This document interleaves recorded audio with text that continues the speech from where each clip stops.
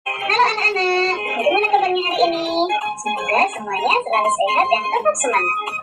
Hari ini kita akan belajar tentang rantai makanan. Kita sudah masuk ke tema 5 subtema 2. Apa itu rantai makanan?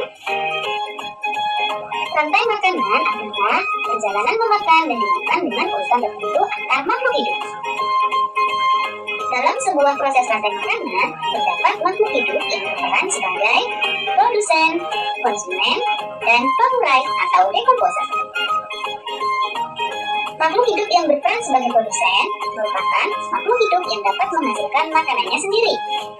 Kemudian, makhluk hidup yang berperan sebagai konsumen merupakan makhluk hidup yang berperan sebagai pemakan bahan organik atau energi yang dihasilkan oleh produsen. Makhluk hidup yang berperan sebagai konsumen menjadi 3. Yang pertama ada konsumen tingkat 1.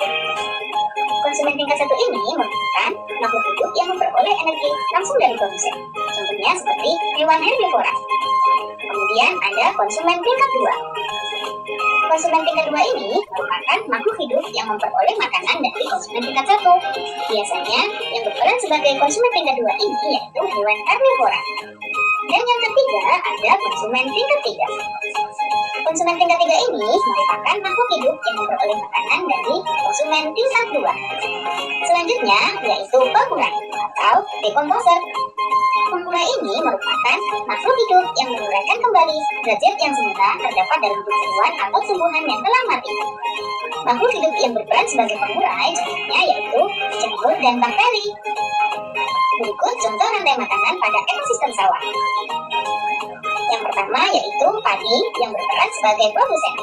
Kemudian padi ini akan dimakan oleh burung pipit. Burung pipit ini berperan sebagai konsumen 1. Kemudian burung pipit akan dimakan oleh ular. Ular berperan sebagai konsumen 2. Kemudian ular akan dimakan oleh burung elang. Burung elang merupakan konsumen 3. Ketika elang mati, elang akan digerakkan oleh jamur. Hasil penguraian ini kemudian akan diubah oleh mikroorganisme dalam tanah untuk menjadi sumber makanan bagi tumbuhan. Kemudian ada rantai makanan pada ekosistem laut. Di sini ada fitoplankton sebagai produsen. Kemudian fitoplankton ini akan dimakan oleh udang sebagai konsumen 1. Kemudian udang akan dimakan oleh ikan tuna sebagai konsumen 2. Dan ikan tuna akan dimakan oleh singa laut sebagai konsumen 3. Setelah singa mati, singa akan diuraikan oleh bakteri sebagai pengurai.